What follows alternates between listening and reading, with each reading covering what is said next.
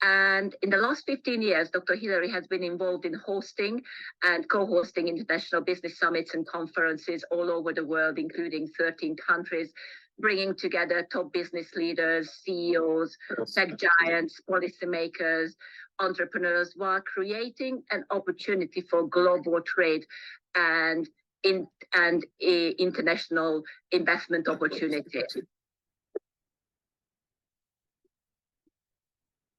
Let's see if Dr. Hillary is back with us in terms of sound.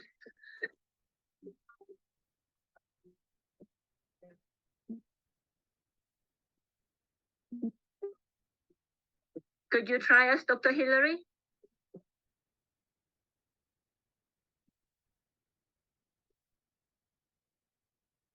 Dr. Hillary, if you could say a couple of words, please. Gentlemen, can you hear Dr. Hillary? Because at my end, I can't hear him. No, not on this end. I cannot hear him on this end either.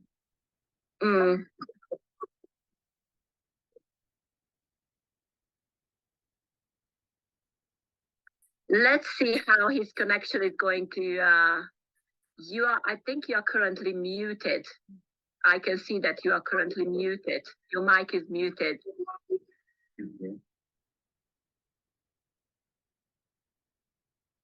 And let's see, there is a few people. Welcome, Ian Emery. Welcome, Martin. And Martin again. Welcome, Elio. Good to have you here. Dr. Alves.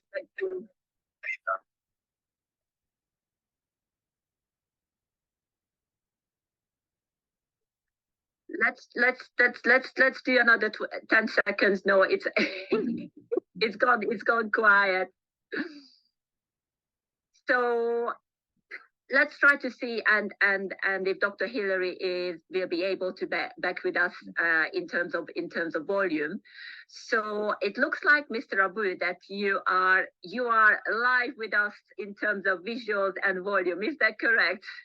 Yes, I can hear you loud and clear. Can you hear me?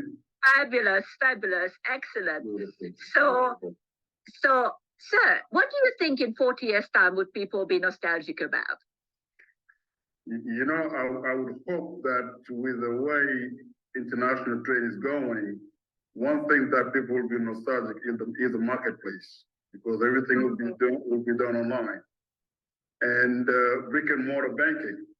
That's something that's probably going to disappear as well in the next 40 years. Of course, that's what I'm thinking. People will be nostalgic of marketplace and maybe brick and mortar banking. That's an interesting, that's really is an interesting point. Yeah. So let me, in this case, we kind of swapped a little bit of agenda, but let me introduce Mr. Abou, who is the CEO and president of Global Green International Holdings. He's also co-founder and co-owner of Global Green Housing USA, that is positioned as top producer of renewable energy in Africa by 2025.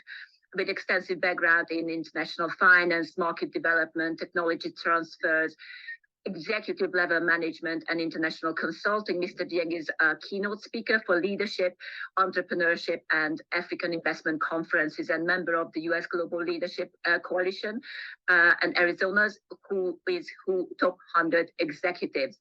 He has been invited to the White House to discuss immigration bill and its implication on international trade and economic development. And he is also the organizer of several international economic meetings, like the Pan-African Congress.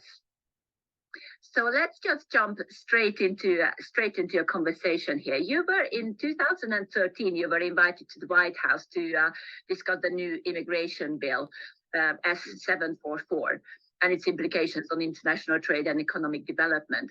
Could you elaborate a little bit more on this, please? Yes, Maria, thank you for inviting me, and I'm thanking Dr. Hillary and Dr. Gillip, and it's an honor to be part of this panel.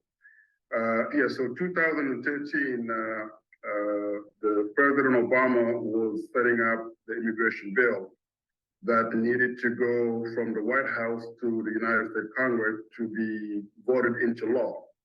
And what they did at that point, they invited a few foreigners, quote unquote, that lived in the United States with a successful business to review that immigration bill before it was passed into law and to see the implication of the bill in international trade. Now, when you talk about international trade, you're talking about people going across borders. And with people going across borders, you have to facilitate when they go across border. For example, you know, you're from Africa or from Europe. If you go to the United States, the visa situation has to be lenient so that you can safely stay in the United States. If you're investing money in the United States, you have to be in a position to know that the time you're staying over there, you're staying legally in the country. So this is a discussion that we were discussing with them, how to facilitate foreigners to get their green card. How long does it take the United States government to process somebody into getting their green card? How much investment money or how many investment dollars do they need to invest in the United States to become a United States citizen? So all of these are implications of the bill before it was passed into law in the United States Congress. Okay, and the other thing also that was discussed was students. You know, I take myself as an example. I was a foreign student. I left Senegal to study in the United States. And after my education with a student visa, I was not able to have certain type of good paying jobs. So we discussed about that also. If companies in the United States facilitate foreign students to stay by doing what we call a sponsorship to these students, then they can keep good students and potential good investors in the country.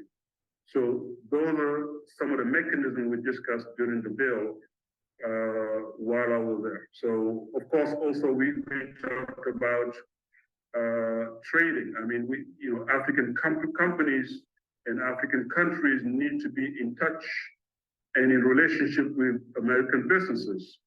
So the immigration law has a direct impact on that exchange also. Okay, so anyway, this is a whole lot more into the bill, but those were the main topics that was discussed. How do you see currently the relationship between the U.S. and the African? I mean, you are based in Senegal, is that correct currently? No, I'm in Senegal, but I'm based in the United States. So I go back and forth. We do have a lot of activities in Africa, so I have a local office in Senegal, but I'm based in Arizona. So how do you see the current relationship between the country and the U.S. currently right now? Well, currently, I think the United States is taking a lot of major steps into facilitating international trade between the United States government and African governments. And that's the reason why they had created the MCC, which is the Millennium Challenge Corporation, which is a good program. They have other programs that they have in place to facilitate investment into African continents. And I think right now there's a lot more work to be done. Okay, I think we're on the right path, but there's still more to be done in facilitating that relationship into better relationship. I just to check. Good to have you back, Dr. Gilead. Great to have you back. Can you hear me? Yes. Okay. And Dr. Hillary, please say a word. Can you hear me? Yes, brilliant, wonderful. You can hear me? You can hear me? No, that's good. We can hear you now. Better now. Now we completely changed the order. Completely changed the order. So we started with Mr. Abou. So let's continue with that. And so Africa's emerging wealth, they are not just excited about money, but they are also very passionate about impact. And they want to create value that really touches and improves people's lives. And impact entrepreneurs right now, they are looking for new resources as opposed to gold, and they are looking for new resources, and these new resources are problems. So how do you see the banking system, and how do you see in general the facilities that are out there to provide more opportunities to these entrepreneurs on the continent?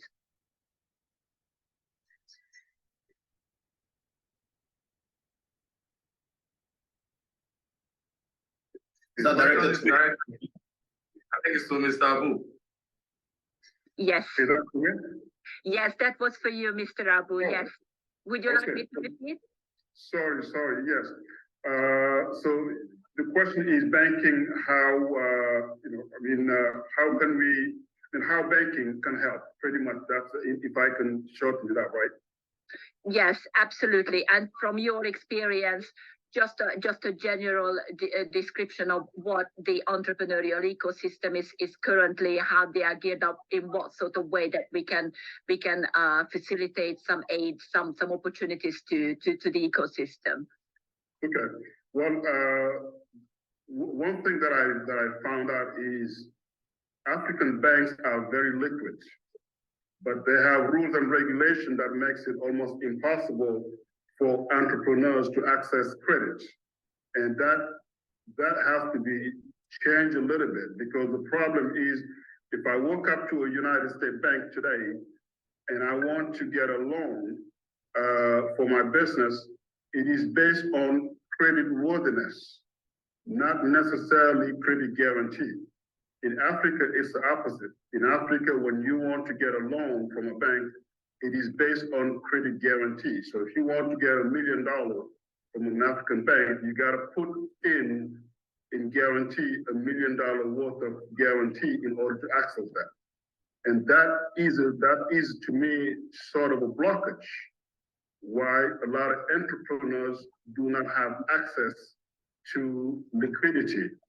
And this is the reason why now a lot of entrepreneurs are depending on foreign investment, which is good and bad, because it's the double cutting edge when you deal with foreign investment. They will facilitate you access to the money, which is good. You can do what you want to do, but at the same time, you have to deal with rules and regulation and sometimes conditions that will slow down your growth. So I think in order to change this, it will take banking, governments, and entrepreneurs to sit around a table. And how can we minimize the risk for the bank? How can we facilitate the credit to the entrepreneur? And the government has to get involved in securing both ends, because government has to be in a position to say, okay, to the bank, we will issue a double guarantee to the entrepreneur. So this way, entrepreneurs will have access to liquidity. Bank will also be able to loan money, and government will be able to actually see job creation coming from somewhere else other than government, because government cannot be the only one creating jobs. Entrepreneurs have to be the one creating jobs, the one also impacting the economy, but banks have to be lenient enough to allow entrepreneurs to have access to money. That's right, is the biggest problem. How do you normally because entrepreneurs, we are talking about people here, and people's life. Yeah. How did they in general on the continent, entrepreneurs are optimistic? Is there any specific sector that they are really pulled around, for example?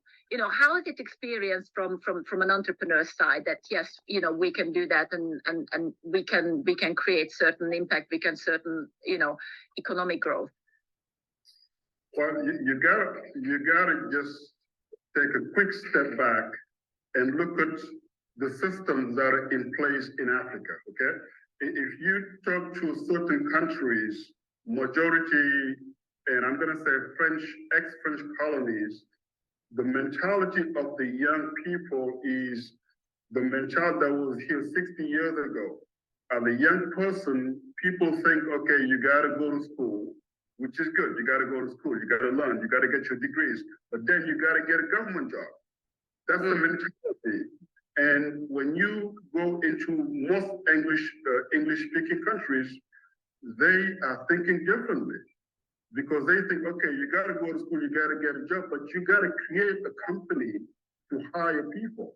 So you got two different mindsets because of the system.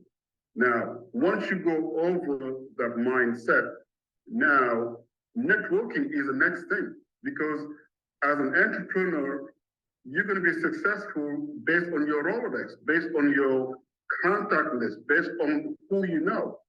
And that's the market in Africa is you got to, the most successful entrepreneur in my view are the most that are connected with other people in a very good networking. And if I take my example, going back to 1995, 96, when I said, okay, I want to help Africa. I want to bring American companies into doing business in Africa.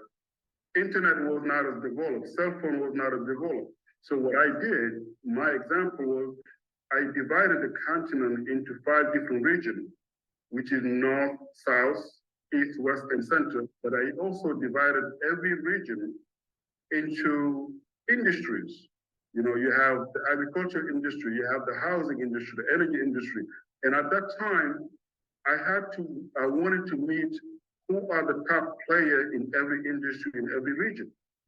And so by doing this, I was able to self-create my own network then, going back to 1995, 1996.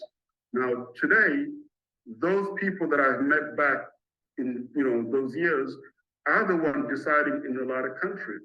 So in another word, those relationships that I created, that network that I created is also part of what made my business successful today is I have the right connection in the right area. Okay, so that's in a summary, very important is the networking part.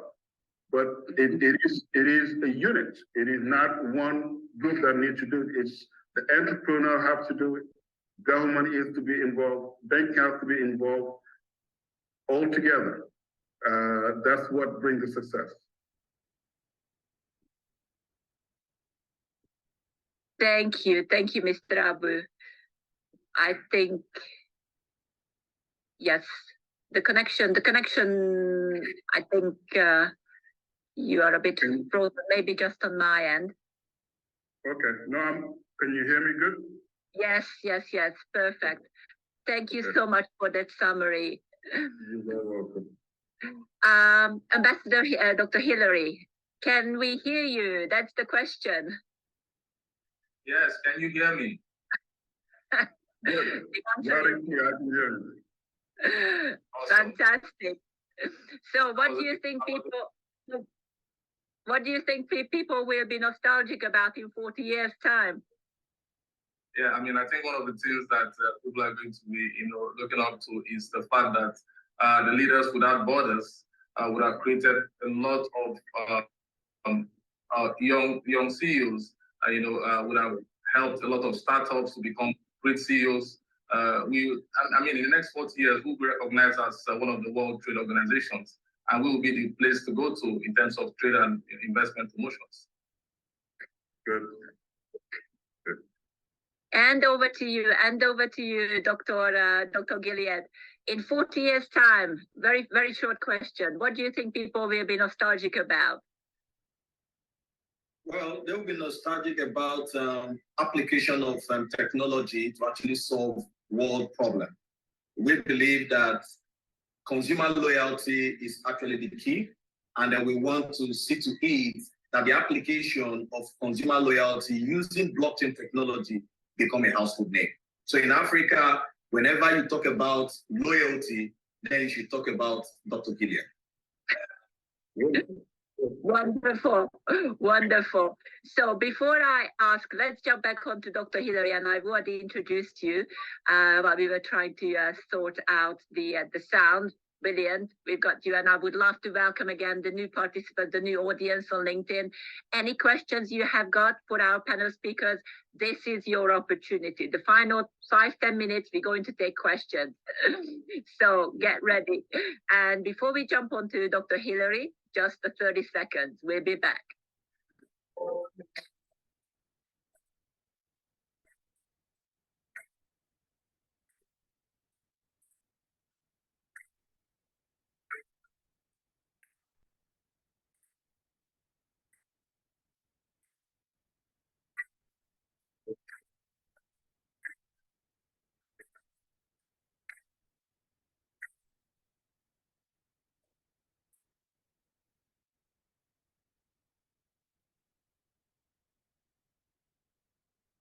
Hillary, could you tell us a little bit of a short development around Leaders Without Borders Development Center, please?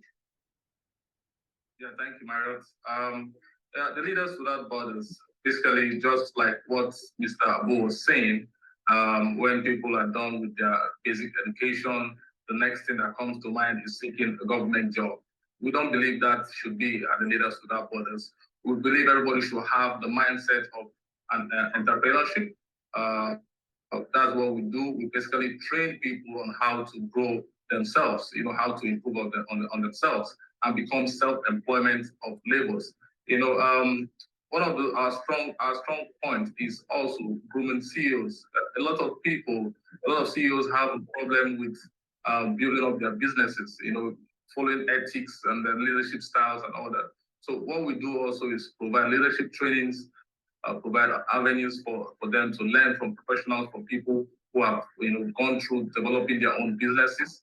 We provide those avenues for CEOs, for family business owners, for small business owners, and even for startups. And we create a forum for businesses to connect. It's very difficult when you're in a country and you try to connect with another business in another country.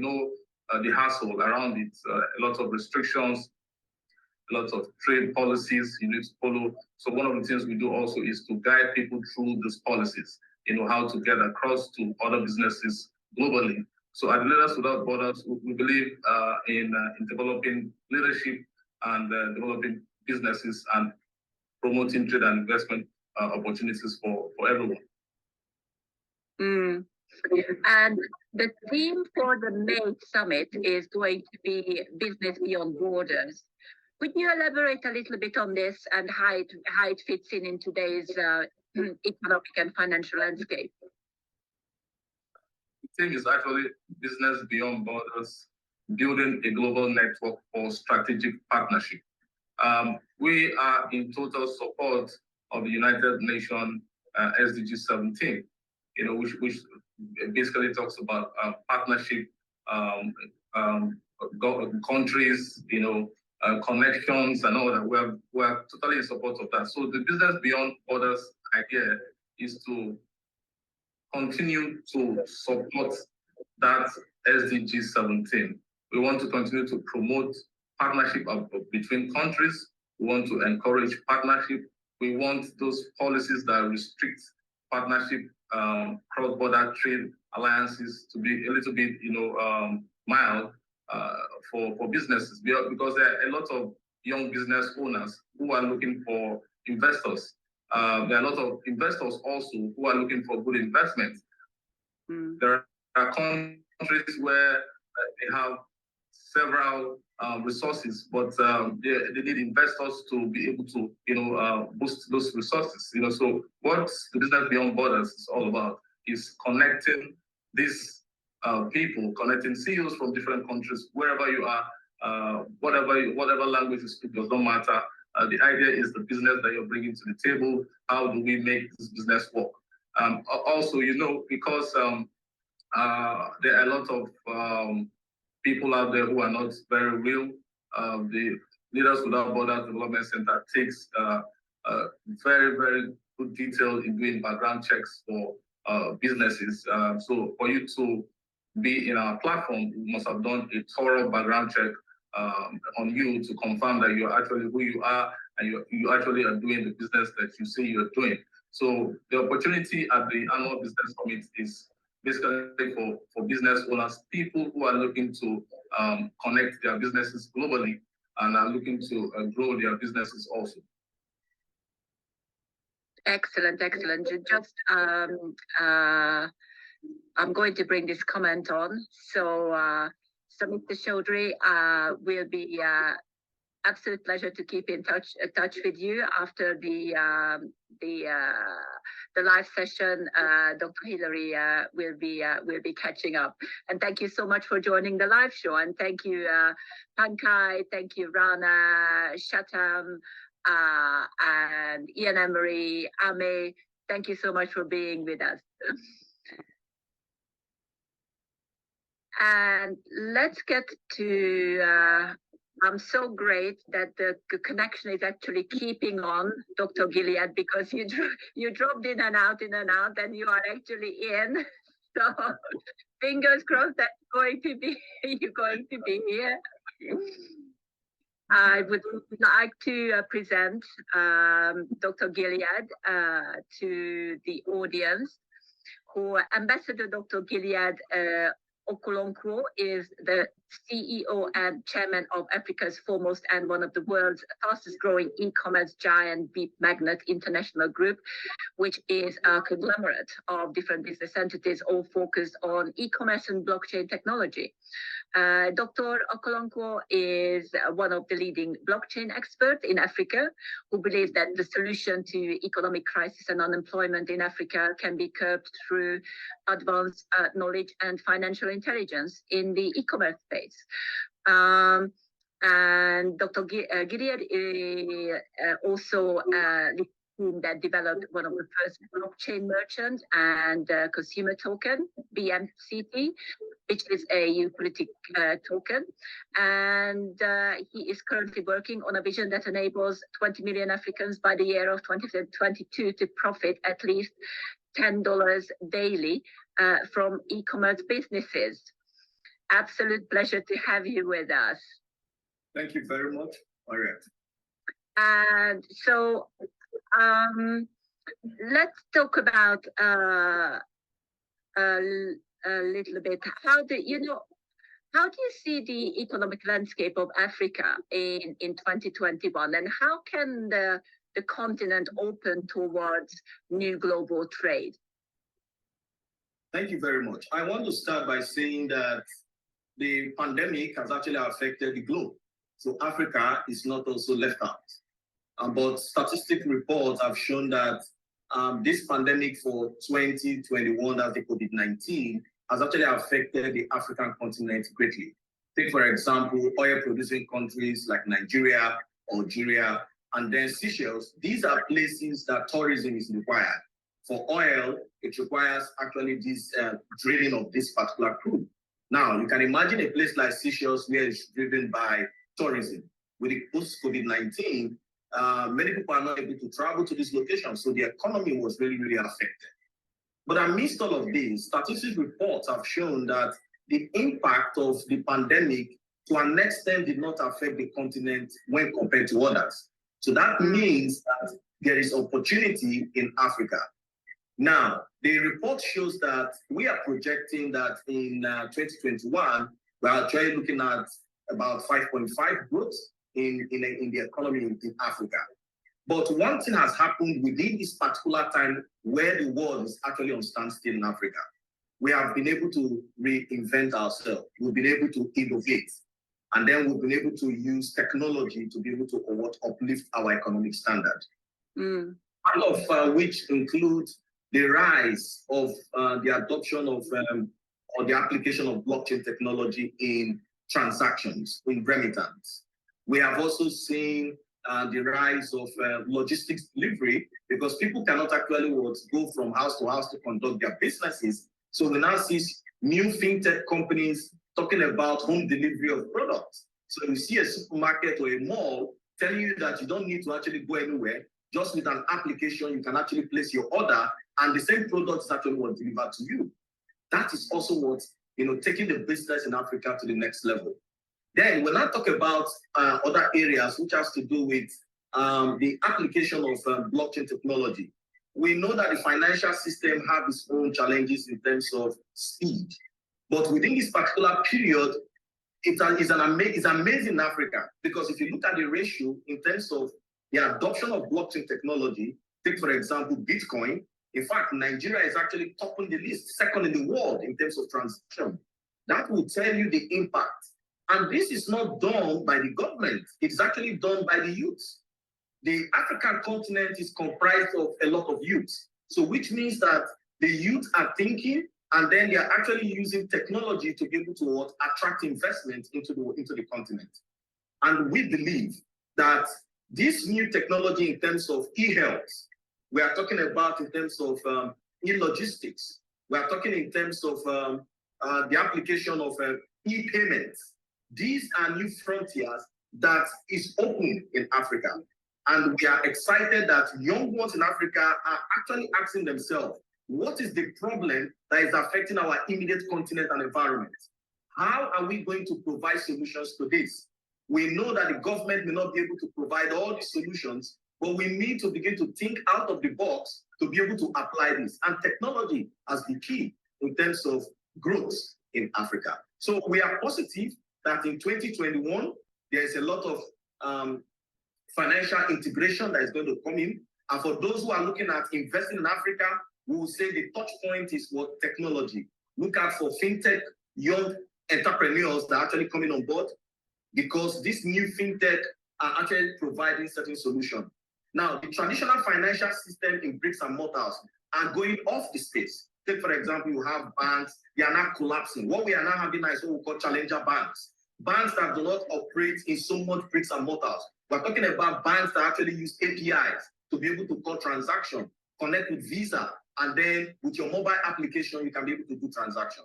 And then for us as an organization, we have also positioned ourselves critically in providing this particular solution for Africa as we speak. Take, for example, we have looked at the application of blockchain technology in a unique way. And that has to do with application of blockchain technology with consumer loyalty. You would agree with me that consumer loyalty has dated way back in the 1700s, which means that every merchant wants to reward a customer in a special way so that the customer can actually come back. That they will come back, absolutely. And they bring back all the friends as well. Exactly. Yeah. So they come and then they give you a cashback, they give you points for you to keep coming back. But there is a challenge associated with that particular system, because some people are already tired. So many gift cards in your wallet that you don't even remember to take them to the places where you want to actually make purchase. So we have looked at it. What more can we do? This is innovation. And that was where we decided that let's take traditional consumer loyalty or gift reward into the blockchain. Make it exciting. Let me ask you a question. Imagine two hotels. One is actually giving you a gift card, and one is actually giving you a token that's on the blockchain that is actually tradable. Now the question is, where will you go and patronize? Will you go for the gift card, or will you go for a token that is actually tradable, and then you can actually begin to get value for that particular token? I want the token personally. In Africa, this is exactly what's happening. Now let me give you a typical example. In Africa, we have seen inflation actually eat up, in terms of what our access to funds. An example is 9 years ago. Do you know that 9 years ago, that 2,000 naira left in a bag after about 9 years can only buy a bottle of water? 2,000 naira. That is actually 2,000 naira buy a bottle of water, which is less than $3. You get it? A bottle of water after 9 years. Wow. But what if I tell you that $3 used to actually buy a digital asset like Bitcoin, today after 9 years is actually close to almost about $1 million. So you see that it's not all about the fiat, It's all about understanding this digital asset. So on that note, Big Magnet, we have decided that, look, we are going to now begin to reinvent the wheel. So we have looked at agriculture, and we are saying that we have brought something out of agriculture that when you begin to actually eat some of our products, we will begin to incentivize you with a digital token. So when you are eating, you are accumulating digital token that is actually tradable in the global market. For ladies, we have also produced a sanitary product that when you actually use our sanitary product, you can actually get incentive in our token, and you would actually get that cashback. On the aspect of real estate, we've also digitalized that same concept that you can also begin to accumulate our token as a reward in exchange for that particular fiat that you actually were experiencing. And then it goes on. What about e-commerce? We've created a marketplace where you can buy, you can actually sell, and then you can actually do virtual trading. You don't need to leave the comfort of your home. So all of this shows that technology is the key, but applying this particular technology with solving current problem would leapfrog us from where we are to the next direction. So conclusively, the point is this: technology holds the key. Blockchain is transparent, it's immutable, and it can be applied to education, it can be applied to health, it can be applied to insurance, it can be applied to consumer loyalty. So what we are saying is these are problems that traditionally many who think about the African continent have these particulars, and they are not trustworthy, it's not transparent. We are saying, hey, trust the technology, not the continent. When you trust the technology, then the technology does not tell lies. And that is why we are saying the next 4 years, for us, for anyone who is thinking about Africa, think about BM token, which is our loyalty token. This token is actually going to be on the global market, but those who are earning it in Africa are those who patronize our product and services. So if you want to hold on to that token, go to the global market and then get some of it.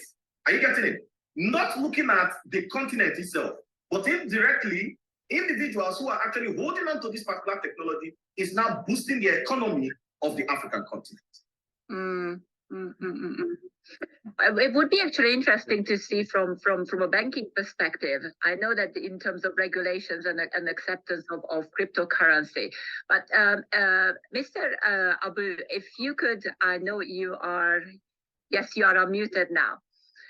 Have you got any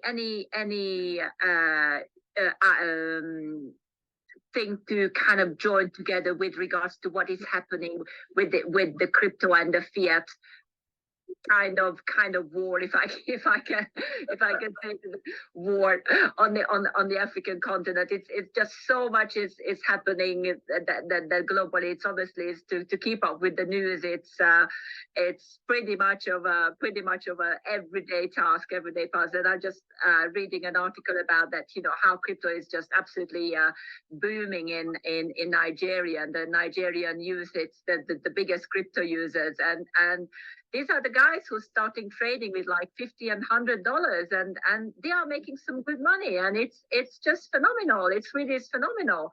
They're making a living.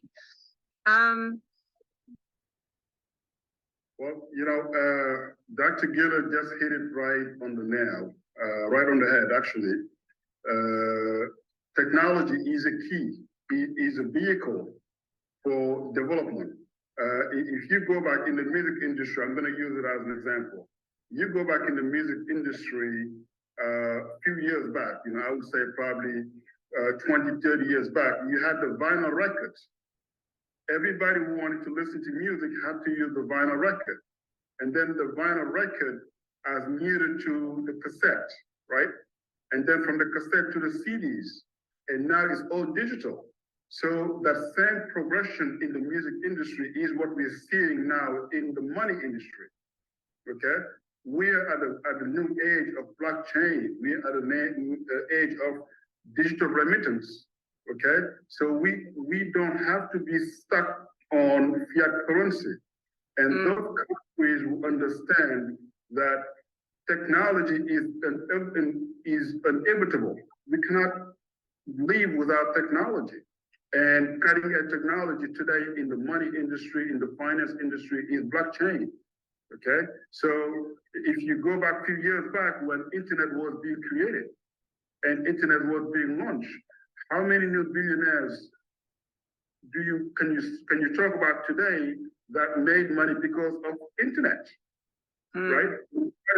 You had a complete new generation of billionaires because of internet. So guess what? You're going to have a whole new line of new billionaires because of blockchain, because it's the future. And then behind blockchain, there's two other new technology that will be coming out. But today, like Dr. Gideon said, it's the right choice for Africa to jump right on this moving train, because this train is not going to go away. Fiat currency will still going to be around, but technology will be now the new vehicle for new billionaires. And this is the way. And also one more thing I just want to add to what Dr. Gideon said, on the reward system. That's very good. My advice for foreigners looking to Africa to come make money in Africa, you will not make money in Africa. The way to make money in Africa is find somebody to help. Bring a solution, okay? Because when somebody has a problem and you find a way to help that one person, you have 20, 30 million people who have the same problem. So now you help one person, but 20 million people want the same help. Guess what? You're not going to go looking for money. The money is going to come find you. That's what making money in Africa is find a solution, find a problem and bring a solution. Yes, you've got the market. Yeah. Thank you so much for that input, Mr. Abou. Back to you, Dr. Gilead. Yes. Online shopping, e-commerce. Okay. So there's been a huge surge among e-commerce platforms in Africa, and many people are now resorting to online shopping itself. I mean, we've seen what the outbreak of COVID-19 has really did the rest of the world as well, but really would like to hear it from the horse's mouth, so to speak. What is happening on the continent? What is happening within the e-commerce sectors and in terms of the technology that's built around e-commerce? Well, with the pandemic around, the point is that e-commerce is the next go-to for businesses to actually thrive. Because at some point in time, there was a total lockdown because of curtailing the spread of COVID-19. So what happened actually is that traditional business began to migrate. If you look at in Nigeria, we look at major markets that were shut down. But when these places were shut down, did business close? The answer is no. E-commerce became the next resort. For traditional businesses that never looked at the issue of e-commerce, they began to look at that particular aspect. Many of the CEOs or founders of this company started undergoing certain form of training. They started moving their businesses from shops to having websites. They started having websites. They started looking at advertising on Facebook. They started looking at Instagram and Twitter. All of these opened up the doors for them. And people begin to take advantage of that.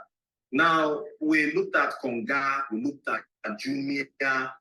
All of these are e-commerce that have done so well. You get it in the space. So it done in the African continent that in order for you to be able to reach a larger audience who you cannot see directly, who you don't necessarily need to come in contact with because of the restriction, that you need to take your business online. You need to take your business via e-commerce, and it has been positive.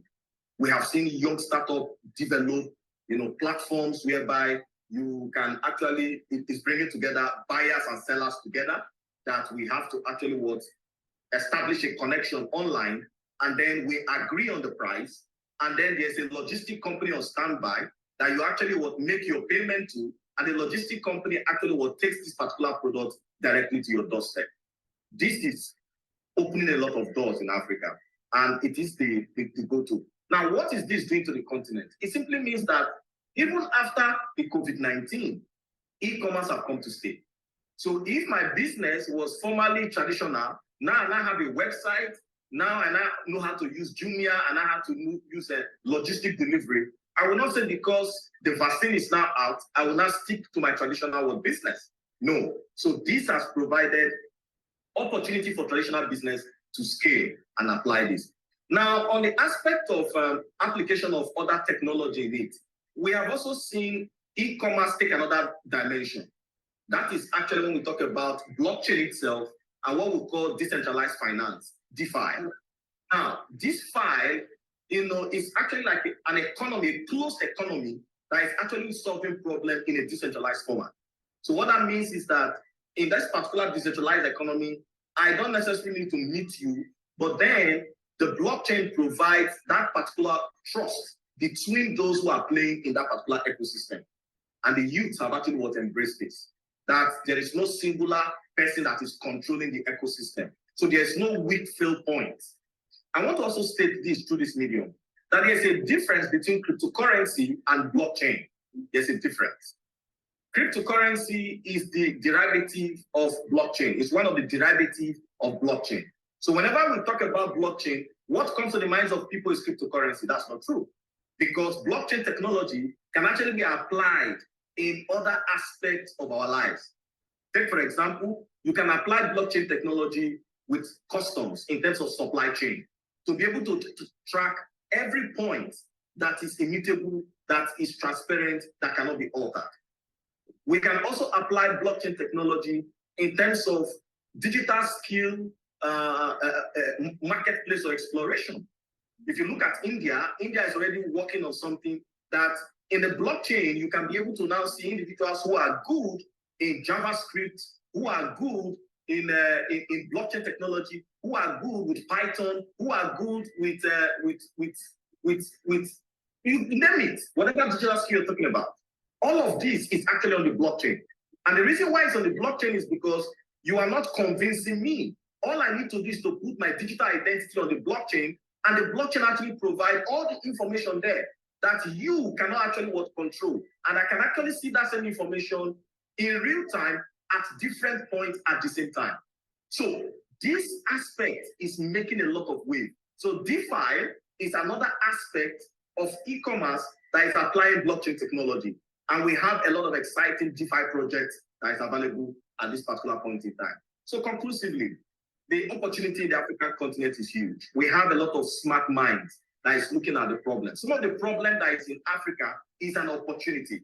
So if we begin to look at some of this problem of trust, some of this problem of leadership, it is an opportunity. All you need to do is find a technology solution for this particular problem, and you have the market.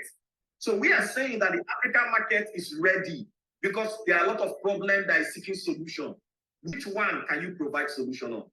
But we are also very excited with the application of blockchain technology because it is the key, it is the future.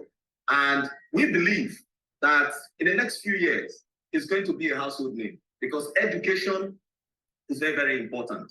We know that one of the major challenges in Africa is the fact that we are not so moved with something that is new. Note that, not so moved with something that is new. But once we see the opportunity in it, and then we are properly educated, we take the lead.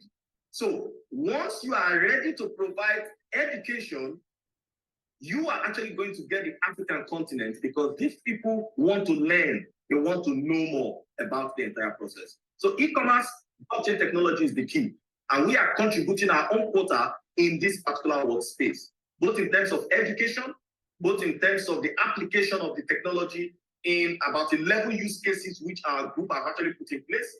And then we are also talking about the ability for this particular technology to be a household name because it's going to actually curb the inflation that is actually ravaging the African continent at this time. Thank you so much, Dr. Gilead. And also you clarified there was a comment from one of the LinkedIn users saying that blockchain is not cryptocurrency. I think your explication of what blockchain, what cryptocurrency and decentralized finance was very, very, very clear and stated exactly what those elements are. And yeah, you're very, very true. When people are talking about blockchain, it's immediately like, bing, Bitcoin.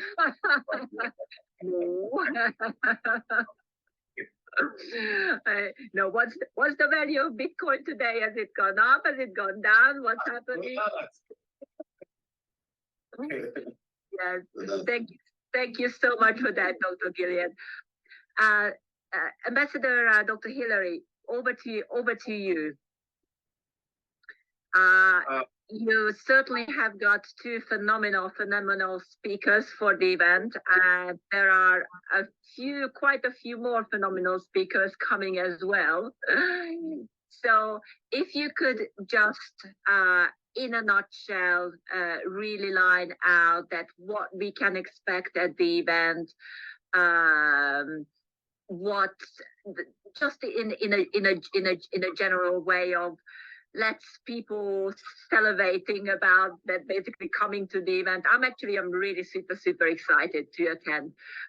Just having to listen to Mr. Abou and Dr. Gilead to speak, and I know that what we've got in store in terms of panels, in terms of discussions, I know it's going to be absolutely phenomenal. Yeah, thank you, Marriott. You've just seen the tip of the iceberg. I will tell you that it's because we don't have so much time, there's a lot that you can take out from Dr. Gilead and actually from Mr. Abou. These are some of the finest minds that we have in Africa who are making Africa proud. And I tell you the truth, this is just the tip of the iceberg. You are going to see a lot to get. The presentations are going to be exclusives. Like you know, we have a lot of panels that will be on panel sections. And I tell you, these are all professionals. Not missing out on the annual business summit is like missing out on a lifetime opportunity, because it's an opportunity for you to meet with people who can actually learn from. It's an opportunity for you to meet with people that can train you. And that's what we do as the Leaders Without Borders Development Center. We provide that opportunity for you to meet with the right set of people that can build up your business, that can help you grow your business. So that's basically what we do. So the annual business summit is going to be one of the best in the world. I tell you the truth, I kid you not. As we go on, as we continue to have our pre-panel sections, you will testify to that when you listen to other panelists and speakers on the impact. And welcome to Stanley. Thank you for popping into the feed. Although that we are closing, we've got 3 minutes left. You can actually watch the replay on the show. This is a LinkedIn Live show, so the actual play is in the post itself. If you go onto my feed or on the feed of the Impact, you'll be able to rewatch. And just for the audience, is that this is one of the amazing series with Leaders Without Borders regarding just providing information and lots of education about elements about, and really just to show you that what is actually coming in May, just like Dr. Hillary was saying, very, very excited. So the next session is actually going to be on the 16th of March at 4 p.m. And the announcements of the mystery speakers right now, it will be coming absolutely, again, welcoming you to join us.